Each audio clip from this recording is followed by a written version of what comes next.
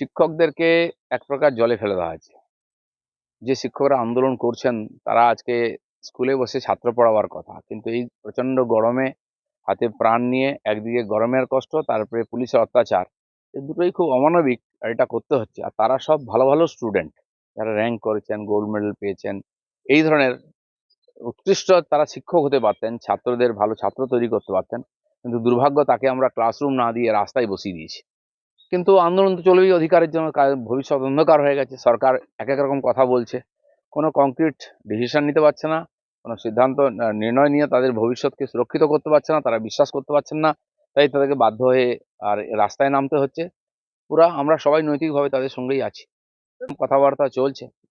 আর কেউ বলছে উনি ওদেরকে বাধা দিতে আসছিলেন, কেউ বলছে সামনে যাচ্ছেন। যাই হোক, যে ঘটনাটা হচ্ছে অপ্রীতিকর।